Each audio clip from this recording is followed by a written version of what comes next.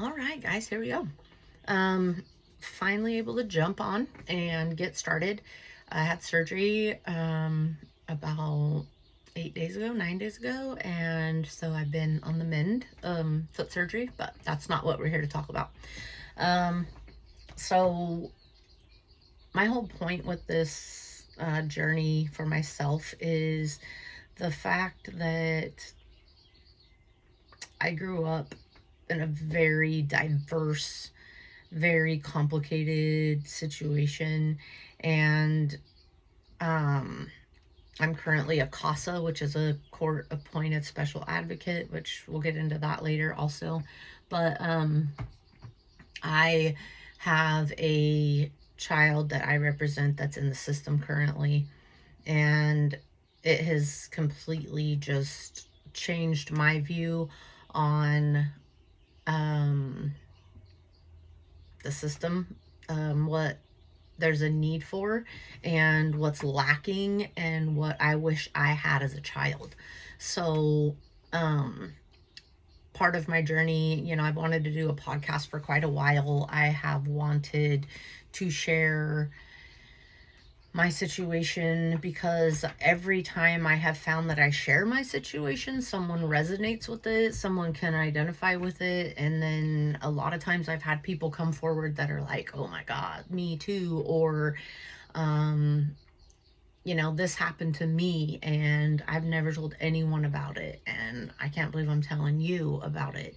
And that is the point of this, is to share diversities or different things that have happened that have set us back, that have made us grow. And so I'm here to do that. And so I guess we'll just jump right in. So, like, my family, my grandparents, on both sides, I grew up with them and knew them. My mom and dad were never married. So I guess I'll start with my dad's side of the family. My dad's side, I was very involved with my grandpa and my grandma, called them Ma and Pa. And their story's nuts. I'm not going to get super into their story right now, or maybe even ever. But my dad was taken by my grandpa when he was 2 years old, and my dad, I believe, didn't see my grandma again until he was 17 years old. So he was not raised by his mother, um, but he was in her life until her death, and she passed away. God, it's been 9-ish years ago now, I believe. Those details don't really matter, but she was, I loved her. Awesome, awesome grandma. Always cooked, smoked like a freight train, was a bartender. And her and my grandpa had a very, very tumultuous, physically abusive relationship. My grandpa abused her physically, verbally, mentally, and vice versa. She kicked his ass just as much as he kicked hers. Um, it was wild. They were both alcoholics. And as far as their upbringing, I don't know a whole lot about their upbringing. I don't know a whole lot about my dad's side. Um, Even a lot about my grandparents, really, other than the life I lived with them. Um, but we camped a lot. They both loved music. I always remember music being on at their house. But there was also a lot of drinking, a lot of um my grandma and grandpa raised a couple of my cousins that their parents were just complete disasters. So my grandma took that on, and she was just a very blunt, like, I was raised by very blunt men and women. No bullshit. They didn't fuck around. They threw hands. They did what they had to do to survive in the lives that they grew up in and were trying to adapt to as life came at them. And so that's kind of the background of my dad's parents. and my dad was born in California. And when he was taken from my grandmother, him and my grandpa moved to Texas. And in Texas, he endured a lot of the same, a lot of physical abuse, a lot of verbal, mental abuse, not just from his dad, just from the way that his family was and the way that they were raised. Um, I don't know if alcoholism was a huge part of like his grandparents. Not super sure. Um, but my grandpa and grandma were together when my grandpa passed away. That was in 92. And my grandmother remarried and was with an awesome dude until he passed away. I was like, dude, is she a black widow? What's going on, ma? But turns out she's not. And so she passed away, like I said, I think in 2016, 2015 or 2016. So, but she was always really cool, and I'll talk more about her and him later.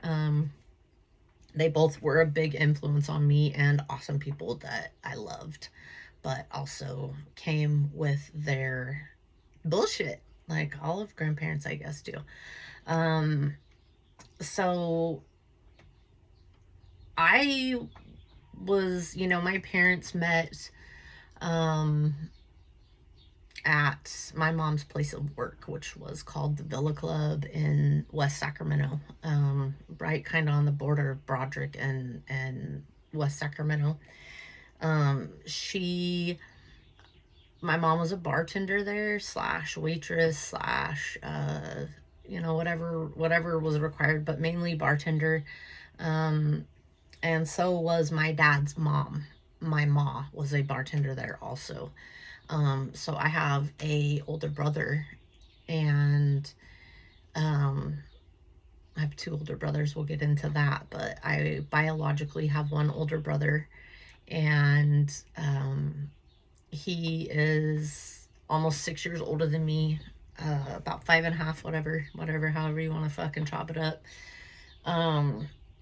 And he was running around in the place of work, Villa Club. And so the Villa Club was a bar slash card room slash restaurant. So all in the same building, but walls separating, but entrances like kind of doorways, leading from one establishment to the other.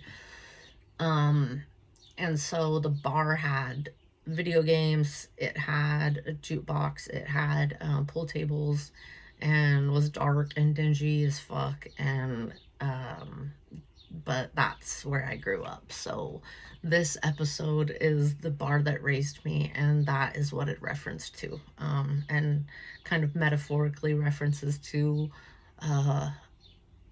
the bar I raised for myself that made me not want to live that life that I grew up in. So my brother running around the Villa Club, and my dad's in there playing cards, and he's in there because his mom works there and is a bartender with my mom. And so my dad's playing cards, as I'm told, as the story goes, and my brother's running around, and my dad has some cigars, and my brother asked for one, and he told my brother, and it was wrapped in cellophane. All you fucking psychos. Wrapped in cellophane, and he gave it to my brother, and my brother's running around, putting it in his mouth, in his pocket. And my mom sees him with it and is like, what? Where did you get a cigar? You're 3. And so he said, my friend gave it to me. And so she said, well, who's your friend? And he said, oh, he's in the card room. So my mom says, I need to talk to your friend. So my brother takes my mom in there, and my brother takes my mom to my dad. And but not my dad yet. The magic had not happened.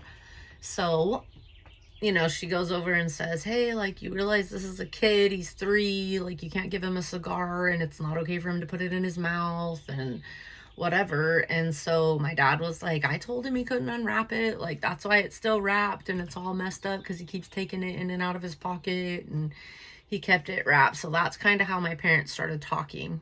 So, shout out to Audie, my brother, for hooking my mom and dad up because we don't share the same dad. We have the same mom biologically. So good job out of you, because if not for you, there would be no me. And the world would fucking suck. Let's be real. Yeah, so that's how my parents started talking. And then my dad and my grandpa would always get off work, come in to see my grandma, and my mom would be working, and my mom and my grandma were cool and got along, and everything was copacetic between everybody. And you know, once upon a time, they apparently decided it would be fun to go out. And by go out, I don't mean like call me and we'll do dinner or let's go to a movie. I mean like my parents just banged, like straight up reckless abandon happened. And my dad, I will have him on here at some point before this is all said and done, but my dad straight up will tell the story about how it was an insanely stormy night down by the river and magic happened, and I was conceived in the front seat of his fucking Chevy truck. So that's how I was brought to, fruition. So my parents were not dating, did not date. My mom is pregnant. My mom goes to Johnny, that's my dad, and says, I'm pregnant. And he said, not by me, you're not. And she said, yeah, I am. And he said, yeah, we only slept together once. And she's like, yeah, idiot, that's all it takes. One time, just one of those times. So she knew, but I get how, like, for me, I get how he would have questioned it first time they hook up. Obviously, they didn't use protection. He didn't know she was a hoe. I don't know if she was a hoe.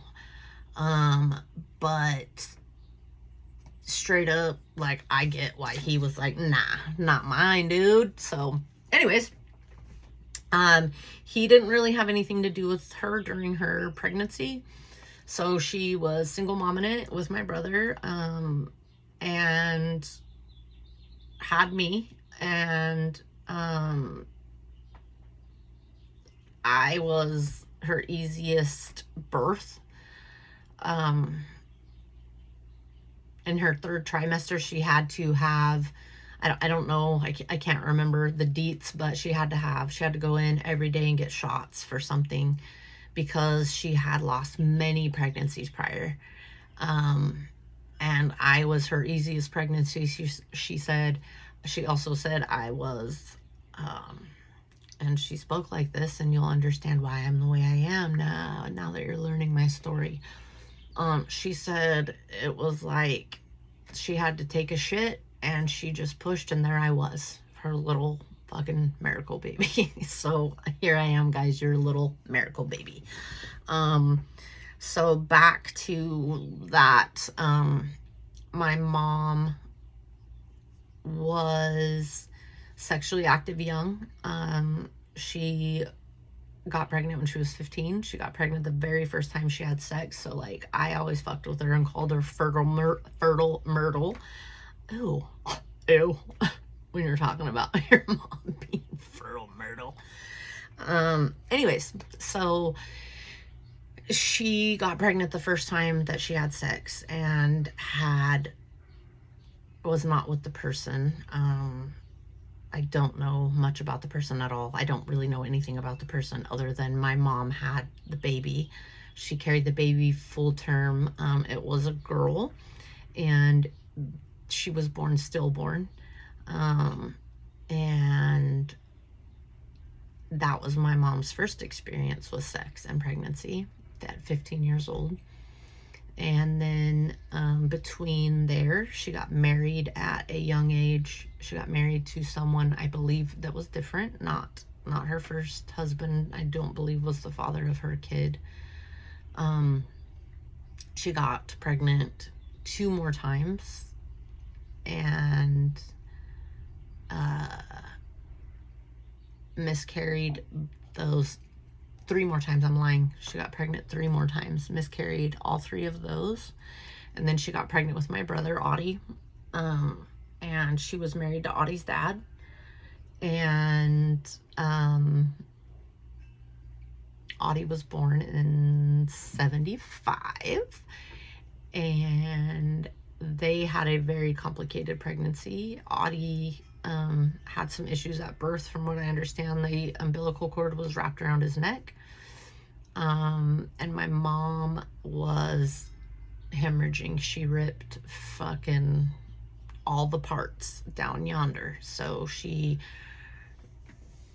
tore past her asshole, if you ask her or my grandmother for a reference. And she was like insanely bleeding. And my brother was born on the 19th. And my mother's birthday was 5 days later on the 24th. And that's the day that she woke up. She was they packed her with gauze.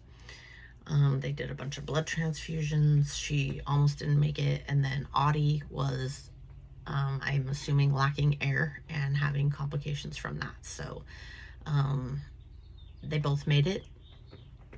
My people, Clara pulled through. She's a gangster. And they lived to tell about it for a while. Well, Clara did. Audie's still with us. Clara, she checked out. But that's that. And then my brother's dad and my mom divorced. And then my mom was dating this other fella that was before I was born. And they got pregnant 2 times. And she miscarried at the same stage where she miscarried the prior babies. So she miscarried twice, so number 6 and number 7. And they said that they would never, like, I don't know, it was something with their chromosomes, like when they mixed, they said that she would never have like a viable pregnancy due to him and her. They weren't compatible, in a lot of ways, it turns out. So that part of my mom's life was rough for her emotionally. She talked about it. She didn't let it seem like it brought her down, but I'm sure it had to at some point, especially the first one, giving birth and having to name it, and, you know, seeing the baby. That's terrible. I couldn't even imagine. Like, I have some friends that have gone through the same thing, and it's fucking terrible. And so, in 1979, right, you fast forward, and Clara is my mom, by the way, and I am Shana. I don't even know if I've introduced myself. Son of a bitch. My name's Shana. Guys, thanks for being here. So Johnny and Clara hook up down at Discovery Park in Sacramento under the bridge. Boop, boop. During a storm. And out comes Shana in September of 1980, baby. And that's when cosmic shit started happening in the world. Things started going. So, Dad didn't believe I was his. We're going to back it up to that. So, he sends his dad once I'm born. So, my ma, his mom, and my mother's mother, which we will get to my mother's side of the family later. But both of my grandmothers, my maternal and paternal grandmothers, were at the hospital when I was born with my mom, which was awesome. And my grandma, my dad's mom, was involved with my mother during her pregnancy, even though my dad was not. But then my dad sent my grandfather to the hospital to see if I looked like them, because my dad's side of the family is very dominant, hence the butt motherfucking chin, the shit brown eyes, the hair, it's straight now, but it's naturally really curly, the olive complexion skin. Thank you, Jesus, for that one, and Dad. But yeah, so we'd be rocking the butt chin, we'd be rocking, you know, similar features. You'll see what I'm gonna look like later when I bring my dad on here. So these motherfuckers have me, don't know what to do with me. No, I'm just kidding. Claire had it on lock. And my grandpa sees me, tells my dad, "Yep, it's your kid, dude. Get real." So then, boom, Johnny comes over. Johnny starts being a dad on like day 2 or 3. Brought some clothes over when he came, and has been in my life my entire life, other than the next episode when I talk about his bitch ass wife. Ex-wife. Boom, sorry, ex-wife. Wish I had some fucking sound bites right now. I'd be sound biting the shit out of that bitch. But that's gonna be the next episode. So I'm born. We live in Sacramento, south side of Sacramento, off of Fruit Ridge Road. For those of you that are Sacramento peeps, shout out to my Sacramento peeps, hometown. What up? And I think life's good. We live down there like, it was me, my mom, my brother lived together. My mom and dad never got together. They never dated, but my dad spent every holiday, every birthday, Christmas, all that shit. He was always there. He was always pulling in. I spent every other weekend with my dad. My dad took me and my brother, not just me, even though him and my mom never dated. So that part of my life's great. Like, my dad instilled all these amazing qualities in me, and I'm so much like him, and I'm so grateful. Like, he is the reason I'm competitive. He's the reason I love sports. He's the reason I mean, I'm half him, half my mom, big time, but a lot of just me too. But they're both my parents are fucking smart asses. They're sarcastic. They're funnier than shit. So I have a lot of great qualities because of my dad. I love the outdoors. I love camping. I love all the things like that because of my dad. So grateful, super grateful for that part of my life. And he's taught me so much and still does. He's amazing. So everything's good. Like, I have memories of living in this house off of Fruit Ridge, and my mom is working at the Villa Club, but none of that is relevant at that time, and I don't have memories of her, being gone at work while I was at home. But I do, like, my mom was crazy as shit. Grew up, her dad, so my mom's parents, my grandmother Anne, my mom's mom's name is Anne, and my grandpa's name is Vern, her biological dad, but he passed away when I was 4, and he was military, retired, and he was a dick. He was mean. He was very abusive, verbally, physically, mentally, all of the above. My mom grew up with it. My grandmother was beaten by him. It was just chaos. So, we'll get to them a little more later though as well. I don't really want to go down that rabbit hole just yet. But I remember my grandpa dying. I remember my grandpa being at my house, like my grandpa Vern. My grandmother and him had divorced when my mom was a early teen, like I want to say around early 60s. My grandparents divorced, and then my grandma met my grandpa John, who she was with from the time my mom was like 15 until he died and she died. I loved him. When I refer to my grandpa John, like, that's my dude. He is like my hero. I'll get into him. He was an amazing dude and not amazing too. Like, he fucking crushed me and broke my heart. Probably more than anyone in my life ever has.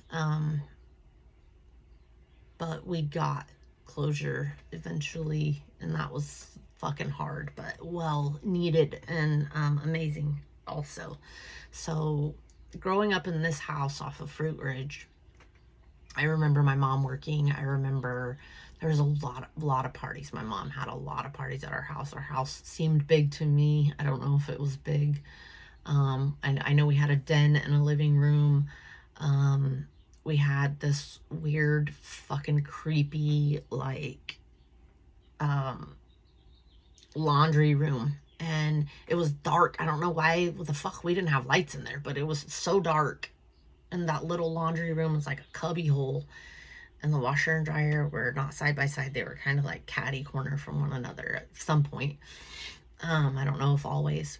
And then, but the room on the outside of it was just fucking, I don't know, it was just dark and weird and creepy. I think it was like maybe a converted garage or something. I don't know. I was little as fuck. We moved out of there when I was 4. So I remember living there. I had my own room. My brother had his own room. My mom had her own room. I remember like drugs. My mom was an avid marijuana smoker, which back in the 80s was a hell to the no. But my mom didn't care. She literally didn't give a shit. She smoked it. She sold it. She loved it. So it was just part of her life. It was always something she did my whole entire life. I was just used to it. It was kind of normal for us to be around it. She smoked it in our house. She smoked it while she's driving us to fucking school. You'd freaking pop out of the car and be smelling like a fucking joint. Which now, what ups? I'm down, but not in the 80s. It wasn't cool, Mom.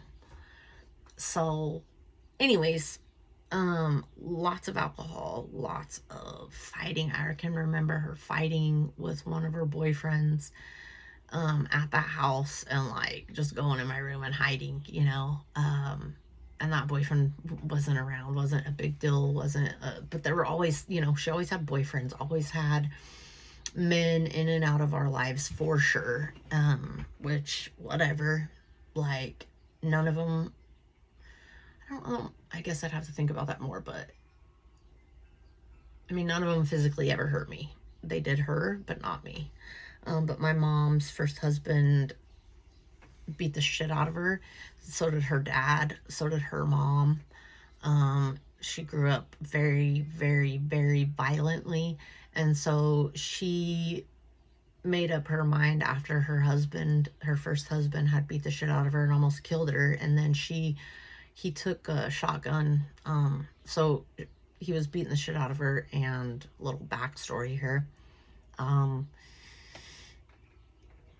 They were fighting. He was working her over. She got the shotgun they had in their house and she pointed it at him and pulled the trigger and the safety was on. She didn't know that. And he took the gun away from her and beat the shit out of her with the shotgun and put her in the hospital and almost killed her. So after that happened, and she was only 19, I believe, when that happened. So after that happened, she decided, that broke her for, thank God, whatever reason. But after that, anytime someone got physical with her, she didn't put up with it. It didn't stop her from being physical with us as kids, but she wouldn't put up with it from other people. She would not let other people spank us. She would not let men hit her in relationships. She just was done for whatever reason. And thank God, for her. And it set an example for what I was not willing to put up with, because she taught me, fuck that. No, it ain't happening. I remember a lot of fighting in that house with the boyfriend that she was dating and his brother. He stayed at our house a lot. But I have great memories there too. Like, I love, my sense of humor is very dark, very raw, very blunt, in your face.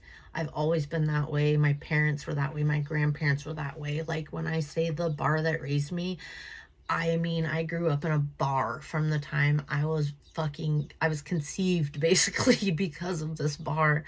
And I lived in this, I would get out of school and go to this bar and eat at the restaurant and go there for dinner. And like, when I was bored, go to the freaking Villa Club, because all the customers loved us and would buy us chips and sodas and fucking play pool with us and give us money to play video games, and like, all the, like, get candy out of the little candy machines. And just the Villa Club is like, I can smell it, I feel it, like it's part of my DNA, and it makes me sad because it's not even there anymore.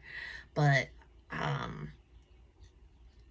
I've seen my mom hit customers that were in the bar that were being drunk and unruly, and she had one of these little, the little baseball bats they give away at like the Dodger games.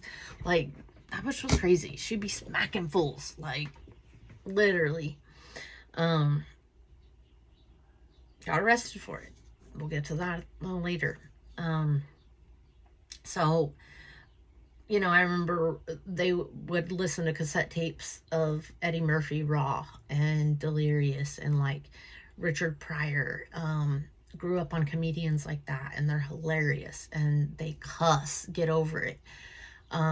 They're inappropriate, they say racial shit, they are honest, and that is what we need, is more honesty. Like, when people start getting honest, shit starts getting real, and that's the only way real change happens, is if you're honest and you start looking at yourself and taking accountability and changing shit.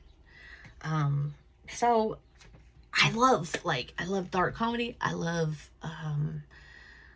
all kinds of music. Like, I remember my mom loved all genres, 80s, oldies. Oldies were her jam, first and foremost, and then you had the 80s, and that was the time we were living in. And things were super good from what I remember. My brother, being 5.5 years older than me, has some different memories and has some different feelings about that. And we both, I think, as adults now, are starting to respect that and understand that for one another.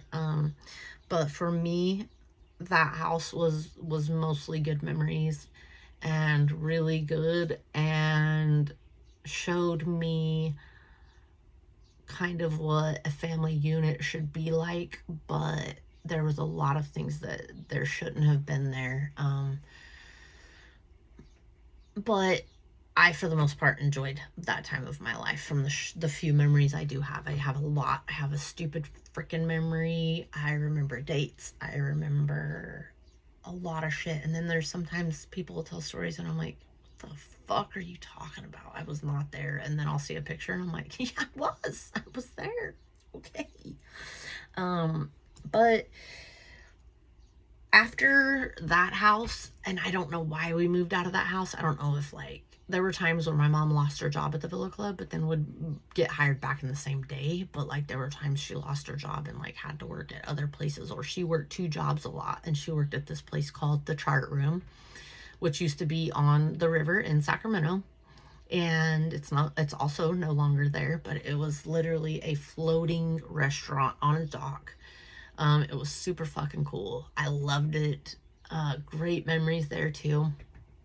And there was, like, you walk down this long ramp to get down the side of the embankment, and there's a huge dock, and then there's docks connecting it, like, I don't know what they would be called. They're just docks, like walkways. So you would walk and jump. And I remember one time, freaking, there was a gap, maybe, I don't know, it was probably 18 inches wide. But for a fucking kid, that's huge, And so you had to jump, that little 18 inches to get to the next dock to get over to the restaurant. And it was like, my brother, of course, they always jump and go, and all the adults, oh, just a little hop, skip. Bro, water and me, we're best friends. Me, water, and fire, they're my things. So I'm walking to the dock. We go over there all the time to see my mom. She's at work. Walking over there, and I go to jump and I fucking right between the docks. And back then I used to have really long hair and be girly because my mom wanted me to be. And but my hair was in 2 braids. She had it braided like French braided down each side of my head, and so I had long braids. And my one of her friends and one of the guys that was like, he was like a maintenance dude and he worked at the restaurant too, he was there, and she was screaming, and because I had gone under the dock, and freaking he grabbed me by my fucking ponytail of my braid and pulled me up. And freaking, it was not warm, but I knew how to swim, but I wasn't swimming. I was fucking stuck under the dock. Freaky. Okay, that was traumatic-ish for me. I remember it for sure. And I got fucking in so much trouble and was not allowed to not hold hands with someone when I went over the little jump anymore after that, because I got in a lot of fucking trouble. But this is where life kind of gets a little squirrely, and things get complicated for us. And I don't know why we moved from there. I would have to get more clarification from my brother and from the house, but we ended up being homeless and not having anywhere to go. And I don't even know where we put all of our stuff from our house because I was so little, like I wasn't involved in things like that. And I guess those details don't matter either. I just know that all of a sudden we was camping. And by camping, I mean, that's what I thought it was. Like, I thought we were camping. We had tents. We had like a tree situation where we had rope tied around these 3 trees, and we had tarps, and that's where our shower was. I slept with my mom in a tent. My brother had his tent. And we lived there for 3 months on the river, which was right down, I would say it was, I don't know, maybe a 1/4 mile, maybe a 1/2 mile from the chart room on the same river. Looking back, like, holy shit, this is 1984, 84. And I'm getting ready to start kindergarten. My brother is getting ready to start 5th grade, 4th grade or 5th grade. And we spent that summer on the river, and we had rules. We had fucking mommy house rule guidelines. Like, we had chores that we had to do. You know, we had to do dishes. We had to help with cooking. We had to help keep our area clean. We couldn't swim till 10 a.m. every day because sometimes my mom would have to get up and be at work and she wouldn't be with us. So a lot of times, you know, if she worked lunch shift or whatever, she would have to go in and not be there at 10 a.m. So she would, you know, we had rules, but God forbid you went in the fucking water and she catch you or find out about it and someone tell her that they saw you swimming or something, because lots of homeless people on the river. I don't know if you guys know that. Big homeless spot for people. So what ups, bro? Another time I'm still like, shit's not that bad. Another time my brother probably has really different feelings. And I understood that we were homeless, but I didn't understand what not having privacy or the safety of doors or walls or fucking lights, or not shitting in the fucking ground and burying it, or just, you know, my animosity for my mom was really big while she was alive, and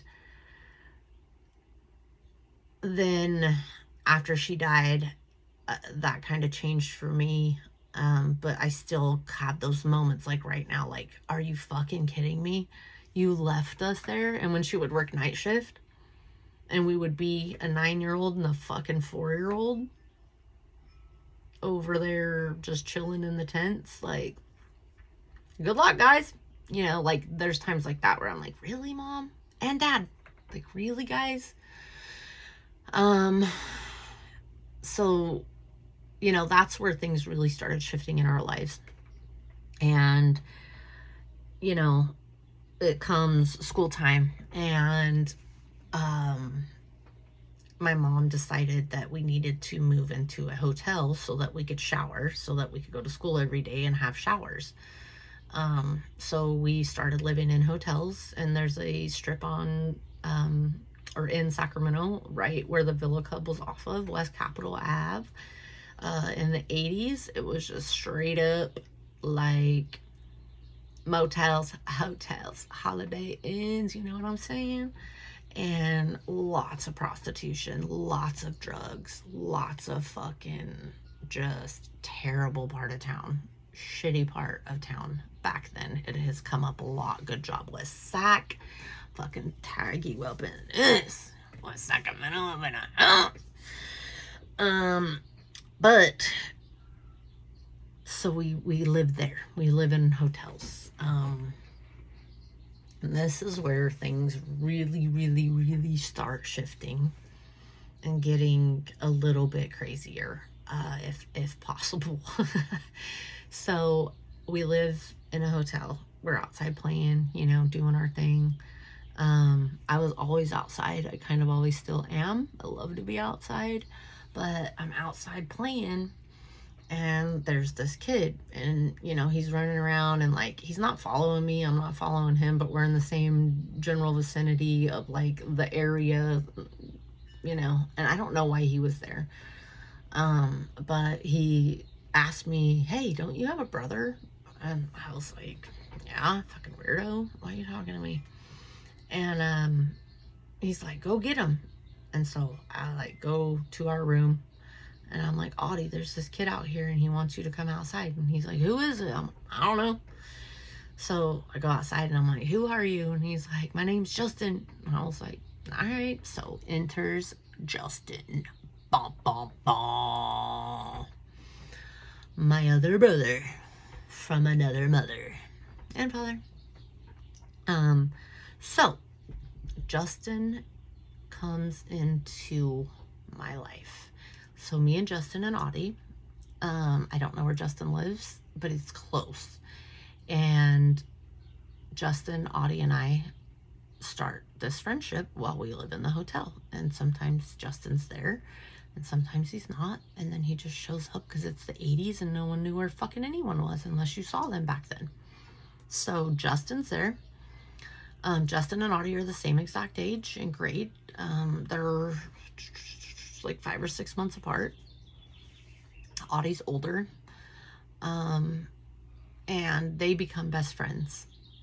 And Justin is in our lives. And I love Justin. He's super cool. He's fun. He's like super nice to me.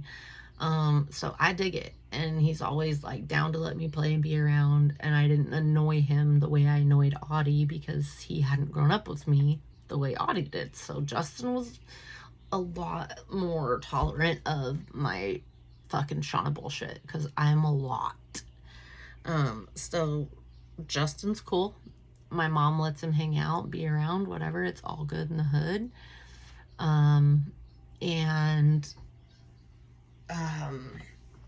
Yeah, so everything's kind of going okay for living in a hotel.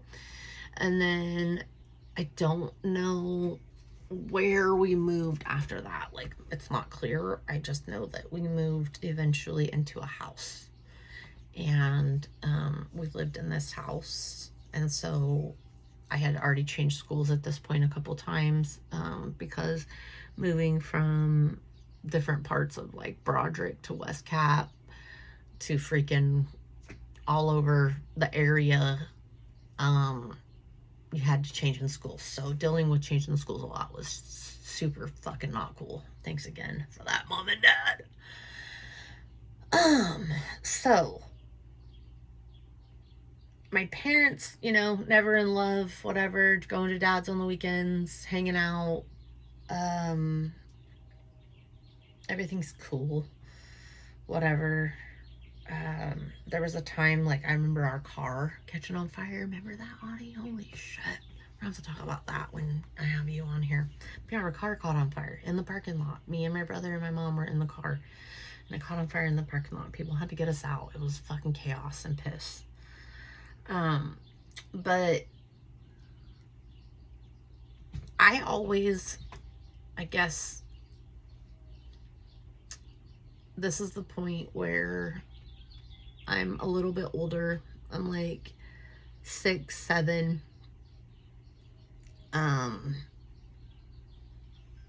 And I'm realizing, okay, Audie and Justin are kind of raising me more than my mom and my dad and like anybody else's. Like, they are, my mom works nights all the time, whether it's at the villa or the chart room at this point in our lives.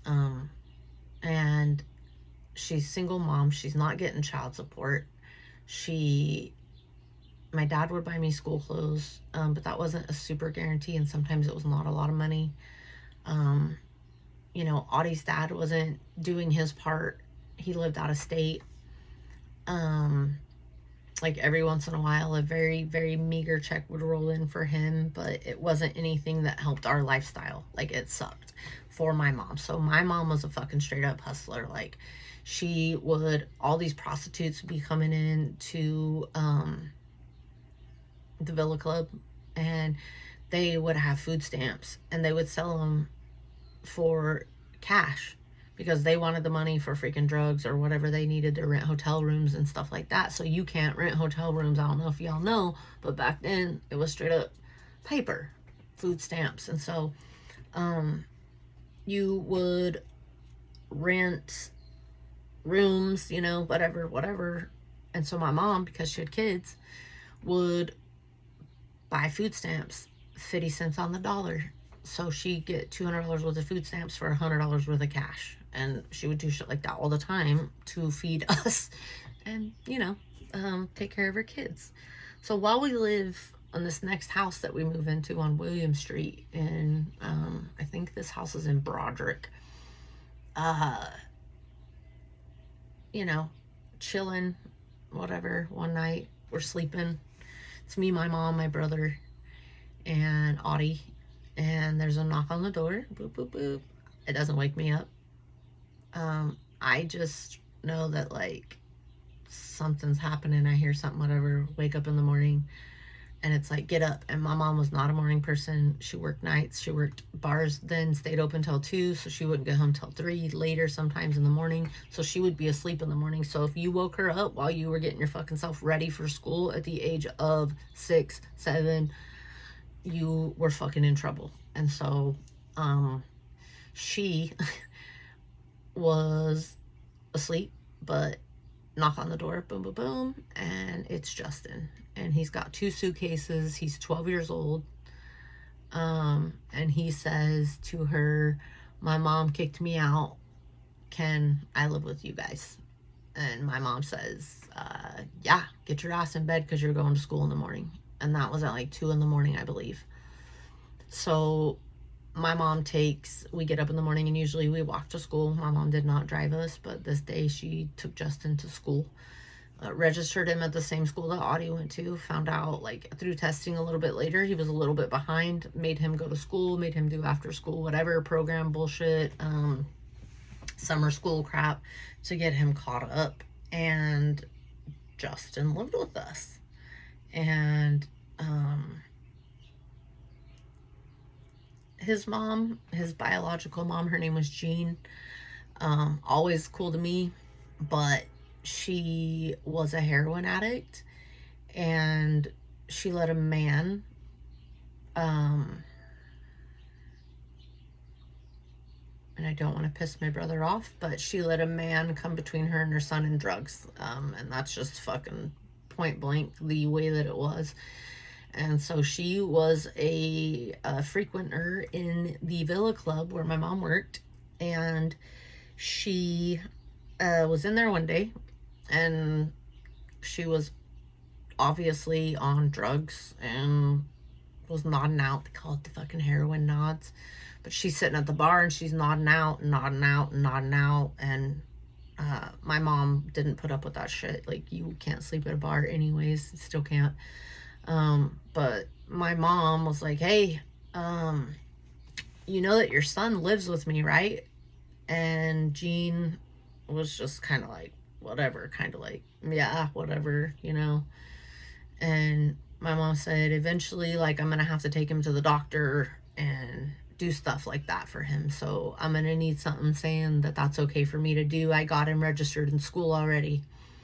So she wrote on a piece of paper. My mom got her a piece of paper and she said, and she signed her name and wrote underneath of it, give my son Justin, wrote his name, and wrote my mom's name to Clara Christian. So I, Jean, give my son Justin to Clara.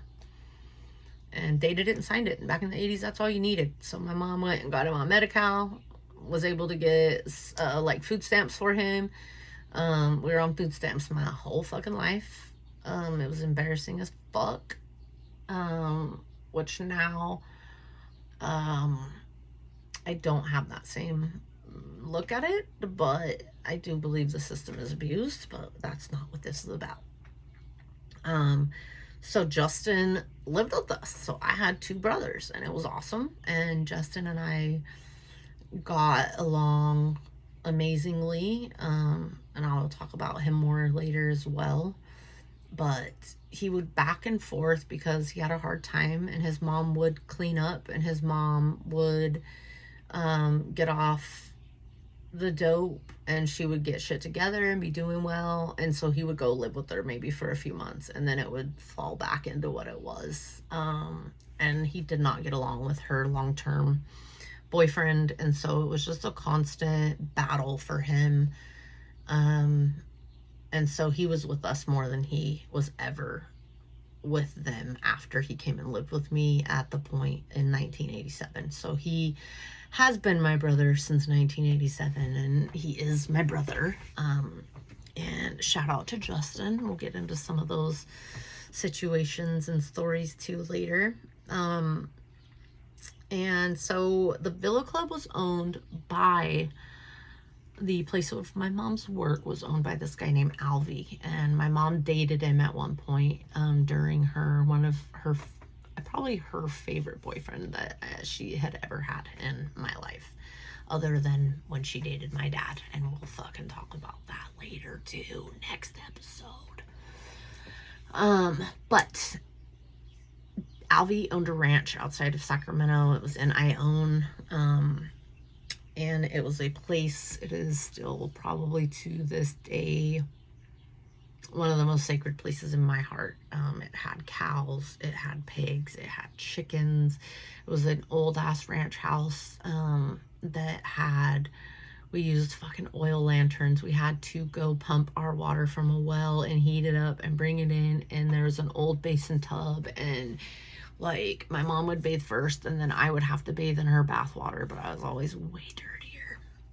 But like he was amazing. Him and my dad got along, and my grandmother, my dad's mom, my ma, and my mom worked for him, so we had access to the ranch. And then when my mom started dating him, that really ramped up, and we would go out there and just have a blast as kids. And so my dad would come, my dad would bring like his best friends that had their kids, which Danya, what up, same age, grew up together, still friends to this day. So shout out to my long-term homegirl Danya. But you know, Audie and Justin were really truly responsible for me while we lived in Sacramento. Like, and that's what it boiled down to. They had my back the most. They influenced me, kind of taught me a lot about the streets, a lot about taking care of myself, and kind of what to look for when you do live on the streets, and when you are homeless, and when you are alone and you don't have an adult. And you know, I forgot that we lived in these apartments at the Villa between like 5 and 6 years old for a little bit. And Audie and I were going over to the Villa to go eat one time, and my mom was working, and we were coming out of the apartments, and so there was an apartment building, And then there was the building that the Villa Club was in. And the building that the Villa Club was in had a barber shop at the end. Then it was the Villa Club with, you know, all the one, but it was like a strip mall basically. So the Villa Club was the villa, the card room, and the restaurant all in one building, all separating them. Then there was another bar called Tiny's. Then there was like a little convenience store, like a little liquor store. And there was, I don't know, something else in the strip mall. I can't remember, but there was an alley that separated that. So we were walking from our apartment to the alley, and a guy comes running around the corner, like from the barbershop side, and we don't think anything of it. Boom, he's running. We're walking towards him, so he's running our way. We're walking this way, and the doors to the villa are where he comes running from, basically. So we're walking, and then another guy comes running around, which, whatever. So second dude is chasing first dude. Well, all of a sudden, second dude has a gun, and he fucking starts shooting. So my brother, I'm with Audie at the time, and he grabs me and throws me in the entryway of the apartments, which there were 2 apartments, one on either side of the bottom and then one on either side of the top. And so that's what the entryway was like. And then there were stairs going up. So he threw me in. The apartment was in front of me, and there was a door there, where he, you know, put me in front of that door of the people's house and stood in front of me. And then that guy shot the fucking other guy and then took off. So we run into my mom's work, and we're trying to tell my mom, and she doesn't believe us. We're like, Mom, somebody just fucking got shot in the alley right now, dude, like blah blah blah. So finally they realize we're telling the truth. They call the cops. Cops come. I'm a little fucker. They asked me a couple questions. I'm just like freaking out, like, yeah, like man running, yeah, that's what I saw. But Audie's more detailed. He has a better, he's 9-ish, 10-ish, 11-ish at this point. Or he's got to be 10 or 11, maybe 12-ish. So he draws the gun, fucking draws a description, tells a description of the guy. They end up catching this motherfucker later. But, good job, Audie, again. Woo! So, like, crazy shit like that happened my whole life. Like, same, Villa Club apartments. I live in these apartments. I have a little friend named Tasha. Same age as me. There's a swimming pool. There's a laundromat. In the laundromat, they had a front room where it was like glass doors going in. There was a soda machine, a vending machine, and then they had like these tables, these shelves on the wall where you can stand and fold your laundry when you were done. And so it had hella like washing machines. So we would always be playing in there, and we would always be trying to bum change and get change from my mom from work, her tips and shit, so that we could go get sodas and shit out of the vending machine. Well, we're in there, and there's a bunch of Mexicans in there. Shout out to my Mexicans. Love you. And they don't speak English. They're drunk. They're drinking. They have Budweiser in there with them, like actively drinking. And it's kind of earlier, like around, I would say around 11, and I'm about 6. So me and Tasha are playing, and Tasha lives in the same apartments, and we play together all the time. And so my mom knew her. She knew my mom. And so all of a sudden, like, and I'm tiny. I was a little girl. Like, I grew up to be a big bitch, but I was a little girl. So straight up fucking playing in there, and one of these guys picks me up, and I was like, put me down, because I was not a shy kid. And I was like, put me down. And they're speaking Spanish. I have no idea what they're saying. And I was like, put me down. And not put me down. And they're laughing, and they're speaking Spanish. And then they start throwing me. He throws me to one of the other guys. And I was like, fucking put me down. Like, I didn't say fucking. But I was like, put me down. And they wouldn't put me down. So I started getting scared, because they're laughing, and they're drunk, and they're not saying anything I understand. And so I tell Tasha, and Tasha's telling them, put me down. And they're just not. So I tell Tasha, go fucking get my mom, wake her up. I said, be on our door till you wake her up. So boom, Tasha freaking goes, gets my mom. Next thing you know, Annie motherfucking Oakley's up in this bitch. Clara bombs in this motherfucker with a gun that she has. And is like, put her down, and these guys just freeze. And the one dude's holding me, and like they're fucking all wide eyes, and my mom's standing there with this gun, and fucking it's a handgun, and these guys are like, gotta, gotta, gotta, gotta, you know, saying whatever they're saying. Sorry, shitty impression. So, my mom's like, put her down, and he's like, no speaking English, and so my mom said, she is mine, put her down, or I will shoot you. Do you fucking understand that? And he just straight said, boom. And she said, don't you ever fucking touch my little girl or this little girl, talking about Tasha, or any fucking little kids around here ever again. Do you understand that? See, yes. And so that's the kind of fucking shit I grew up doing and dealing with and like living through. And I mean, it was normal. It was fucking normal for me. Like, normal. How's that normal? I don't know. I don't even know. But that's what it was. And then my mom, so we're working into mid to late 80s now. My mom is constantly getting in trouble at work. Me and my brother go on summer vacations with my grandparents. Once school started, because my mom didn't have a babysitter and couldn't pay to have someone babysit us. And so my grandparents would take us. And so my grandparents on her side, so my grandpa John, my grandma Ann, would take us for summers, and we would travel, and it was fucking awesome. And I will talk about those travels and talk about when everything was crushed in my whole fucking world as I knew it, as a little girl, as an innocent child, as someone who fucking needed protection and didn't have it, the next time I talk to you guys. And I appreciate you guys being patient with me. I'm healing up with this surgery. That'll be part of the end of all this bullshit of me talking about myself. But for now, I think I'm going to leave you with that. Let that kind of soak in. And I'm going to come back on the next episode, and I'm going to finish this up. I'm going to finish up Sacramento, and I'm going to talk about moving to Maricopa, California, and how fucking terrible of an idea that was. But it's what happened, and thank you guys for coming along. Thanks for listening.